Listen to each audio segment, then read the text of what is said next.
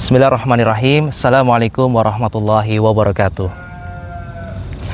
Alhamdulillah bertemu lagi di podcast Ruang Tanu. Yang Masya Allah hari ini saya akan dibersamai oleh beliau Ustaz Zaid Al-Bakar yang telah bersama saya di sini. Masya Allah dengan background yang luar biasa indah. Kita sedang di atas di perbukitan di daerah Wangon di Karangtawang. Baik Ustaz, saya Ustaz. Alhamdulillah. Masya Allah, Alhamdulillah. Ini Ustaz, ada pertanyaan Ustaz. Ada beberapa teman-teman yang sudah mengirim pertanyaan ke kami Ustaz. Ada yang bertanya, kenapa ya Ustaz, kita itu sulit belajar agama? Apakah itu dikarenakan ada faktor keturunan apa yang kurang beriman dulunya Ustaz gitu? Ya, foto Ustaz. Yeah.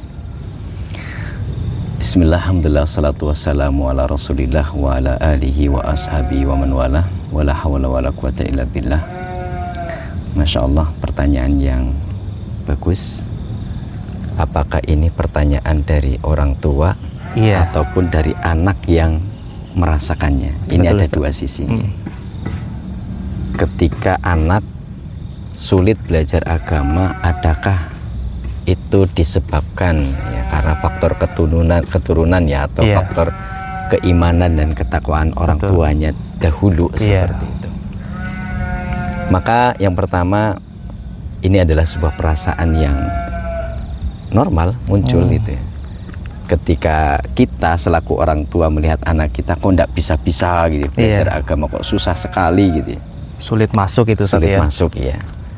Ada perasaan mungkin, apakah mungkin ini pengaruh dari saya selaku orang tua yang imannya dulu ya misalkan kurang beriman ya, sering bermaksiat, atau dari sisi anak, ketika anak itu berusaha belajar agama kok susah sekali pahamnya gitu, akhirnya kemudian merenung, sambil merenung muncullah sebuah ucapan, jangan-jangan ini sebab orang tua saya kan, seperti itu. Masya Allah. Masya Allah.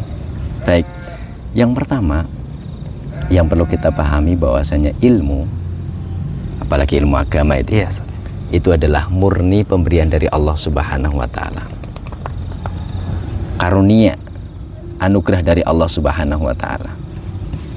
Yang anugerah ini bisa dicari, bisa diusahakan, tentunya dengan usaha yang sungguh-sungguh, dengan ikhlas ya, dengan perjuangan yang benar-benar kuat ya, karena ilmu agama itu bukanlah ilmu yang sembarangan ini. Masya Allah. Jadi harus diperjuangkan, kemudian ikhlasnya juga harus dipertahankan. Barulah setelah itu insya Allah akan Allah berikan keutamaan berupa ilmu tentang agama. Kemudian bahwasanya ilmu itu tadi adalah pemberian dari Allah SWT dan harus dicari, diupayakan seperti itu. Dan ternyata dalam proses pencarian ilmu itu tidak semudah membalikkan telapak tangan gitu ya. Tidak dengar langsung paham, tidak baca langsung tahu, langsung paham seperti itu. Butuh proses. Yang mendengarkan itu butuh proses yang panjang untuk bisa memahaminya sampai dengan mengamalkannya. Insya Allah. Pun demikian dengan membaca pun demikian, butuh proses yang panjang. Karena sekali lagi ilmu adalah karunia dari Allah Subhanahu wa Ta'ala. Setelah belajar, ketika seorang mengalami kesusahan, kemudian sampai dengan pikiran jangan-jangan ya ini karena orang tuanya, maka selanjutnya yang perlu kita pahami, setelah ilmu itu adalah karunia dari Allah Subhanahu wa Ta'ala, maka tidak ada yang bisa memastikan seseorang itu susah belajar agama karena orang tuanya, karena faktor keimanan orang tuanya. Jadi tidak bisa dipastikan. Bukan juga sebagai salah satu faktor si anak ini sulit belajar agama Ustaz ya. Tidak ada kaitannya lah Ustaz ya. Pertama gini, pertama kita jangan memastikan dulu ya. Adapun selanjutnya nanti kita akan baik. Jadi yang pertama jangan memastikan dulu. Wah ini pasti orang tuanya, jangan. Karena apa? Karena tidak sedikit. Contoh para sahabat, orang tua mereka orang-orang musyrikin. Iya, Masya Jelas itu kekufuran. Iya. Kekufuran yang sangat jelas ya, dosa yang paling besar kan gitu. Tapi ternyata para sahabat ahli agama. Masya Allah. Kemudian putranya para sahabat, yang dulunya sahabat juga orang-orang kafir, orang musyrik gitu ya. Putranya Umar bin Khattab contohnya. Masya Allah, ya. Abdullah bin Umar yang terkenal dengan keilmuannya, kefakihannya. Bapaknya dulu musuh Nabi, Masya Allah. penyembah berhala kan itu. Tapi ternyata bisa menjadi orang yang ahli dalam agama seperti itu. Jadi kembali lagi, ilmu itu adalah pemberian dari Allah Pemberian dari Subhanahu wa taala. Kebalikannya, walaupun orangnya soleh, orang tuanya soleh gitu ya, Iya. tapi tidak jaminan anaknya juga soleh. Masya Allah. Putranya Nabi Nuh alaihissalam Nah. kan itu, sehingga Allah kabarkan innahu laisa min ahlik, putramu itu bukan keluargamu. Masya Allah. Innahu amalun ghairu sholih, putramu itu adalah ya orang yang berbuat amalan yang tidak baik seperti itu. Padahal orang tuanya kan seperti Iya, apa? betul. Nabi kan gitu, seperti Nabi, itu. Masya Allah. Jadi poin yang pertama harus kita pahami, sekali lagi, ilmu adalah karunia dari Allah Subhanahu wa taala. Tidak bisa memastikan kondisi orang tuanya menyebabkan Dia sulit belajar agama. seperti itu. Jangan dipastikan. Mm-mm. Namun walaupun kita tidak bisa memastikan bahwasanya keimanan orang tuanya itu adalah mempengaruhi ya gitu. Iya, Ustaz. Daripada anaknya itu, kita tidak bisa memastikan. Namun Iya. keimanan orang tua ternyata memiliki pengaruh. Oh, Nah, ini Masya Allah. bedakan antara memastikan dengan memiliki pengaruh. Kan kayak Masya gitu. Allah. Kenapa? Ketika Nabi alaihissalam mengabarkan bahwasanya kullu mauludin yuladu alal fitrah, setiap anak terlahir itu dalam kondisi fitrah, suci, cenderung kepada kebaikan, Iya. siap untuk menerima kebaikan. Hanya saja apa? Hanya saja kedua orang tuanya lah yang kemudian menjadikan yuhawidanihi au yunasironihi au yumajisanihi. Jadi kedua orang tuanya inilah yang kemudian menjadikan ya, anaknya ini menjadi orang Yahudi, Nasrani atau Majusi. Artinya di sini orang tua ada pengaruh, ya, ada pengaruhnya. Masya Allah. Sehingga mungkin saja orang tuanya tidak menampakkan kepada anak-anaknya kesolehannya dulu mungkin ya, sholatnya jarang atau bahkan tidak, di lingkungannya juga tidak menunjukkan kecintaan kepada ilmu, ya, bacaan Quran pun tidak pernah dibaca, sehingga anak itu melihat orang tuanya, ya, melihat orang tuanya, sehingga dari situlah mungkin ada pengaruh, sehingga anaknya ketika sudah misalkan sudah besar, kemudian disuruh belajar agama, di situ ada kesusahan seperti itu, sehingga kita simpulkan ada pengaruh. Ada pengaruh. Iya, ada pengaruhnya, tapi kita tidak bisa memastikan.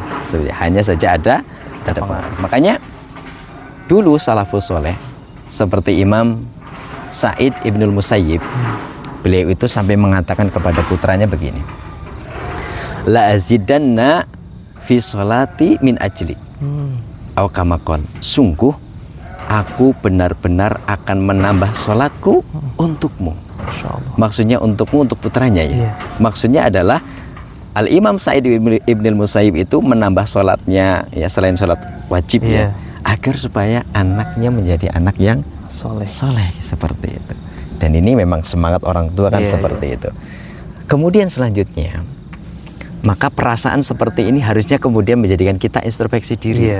Oh, bisa jadi kan seperti itu. Bisa jadi ini lantaran kita sebagai orang tua yang dulunya tidak menampakkan kesolehan, keimanan di hadapan anak-anak kita, kemudian kita introspeksi diri, sekarang masih ada waktu, kesempatan untuk berubah kan seperti itu. Sehingga bersyukur sekali ketika ada perasaan seperti ini muncul, jadikanlah ini momen untuk berubah bersama gitu ya. Artinya ketika kita ingin anak-anak kita belajar agama, pintar agama, pun jangan kalah dengan kita gitu. Artinya mungkin saatnya bareng-bareng. Iya, betul, Ustaz. Sehingga dari kejadian seperti ini kita ambil positifnya, Allah ingin kita dan keluarga kita itu menjadi baik. Masya Allah. Sehingga bareng-bareng orang tuanya kemudian memperbaiki diri dengan memperbanyak amal soleh, kemudian juga belajar. Artinya jangan kemudian nuntut anaknya suruh belajar, orang sedangkan tuanya tidak ngapa-ngapain Ustaz ya. Nah seperti itu. Ini kan kebanyakan kita Betul, seperti itu ya, orang betul, tuanya mondokkan anaknya Iya. sampai maunya cari pondok yang terbaik seperti apa ya, rela bayar mahal. Ternyata orang tuanya pun tidak mau belajar. tidak mau belajar seperti itu. Maka perlulah kita bersama-sama orang tua dan anak, artinya Masya Allah ya, bareng-bareng ya untuk belajar agama kembali. Sehingga momen seperti ini jadikanlah sebagai momen yang sangat bagus sekali untuk bersama-sama berubah. Sehingga ya upaya yang dilakukan adalah doa. Jangan lepas dari doa. Doa tentang masa lalu artinya ingin meninggalkan keburukan yang masa lalu ya, mungkin nyadari dulu kurang soleh, kurang beriman, ya doa minta ampunan agar yang masa lalu itu dihapuskan, ditutup seperti itu, dimaafkan. Kemudian doa untuk masa depan. Artinya orang tua masih bisa berdoa untuk kebaikan anaknya. Masya Allah. Dan jangan pernah putus asa dari yang namanya doa. Karena Nabi kita alaihissalam memberikan janji ada 3 doa yang pasti diijabah. Masya Allah. Di antaranya adalah doa orang tua untuk anaknya. Maka orang tua yang seperti ini harus yakin, benar-benar yakin. Masya Allah. Tapi ternyata saya sudah berdoa dari dulu 10 tahun sudah berdoa. Tidak ada hasil. Tidak ada hasil. Jangan berputus asa dari doa. Bisa jadi, siapa tahu ya, bisa jadi Allah merubah itu setelah kita tiada, kan tidak tahu.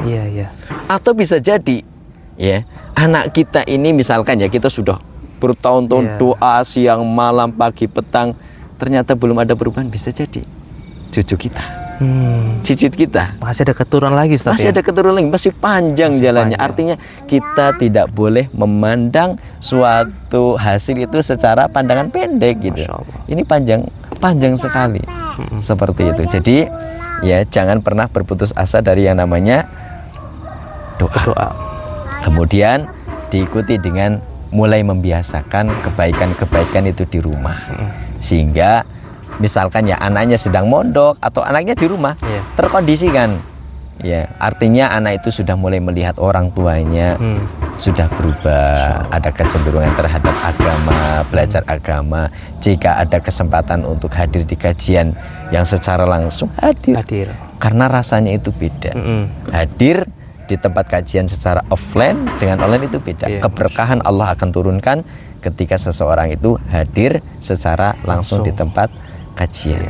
Baik, ini kiranya mungkin yang Masya Allah ya. Jadi untuk kalau pertanyaan teman kita mungkin kenapa dia sulit belajar agama, apakah karena ada faktor keturunan yang dulunya kurang beriman, itu belum bisa dipastikan ya Ustaz ya. Belum bisa dipastikan. Tapi kalau memiliki pengaruh, kalau orang tuanya memberikan contoh, kemudian dilihat sehari-hari oleh anaknya, kemudian si anaknya ini bisa jadi soleh, ini lebih ke arah memiliki pengaruh gitu Ustaz ya. Masya Allah. Ada pengaruhnya. Ya, Masya Allah. Semoga ini bisa menjawab pertanyaan teman-teman semua yang mungkin sama dengan apa yang saya sampaikan. Maka itu terima kasih yang sudah menonton dari awal sampai dengan akhir video. Jangan lupa, insya Allah kita akan menayangkan beberapa pertanyaan selanjutnya. Itu saja Ustaz. Terima kasih. Ya, sama-sama. Ya, Assalamualaikum warahmatullahi wabarakatuh. Waalaikumsalam warahmatullahi wabarakatuh.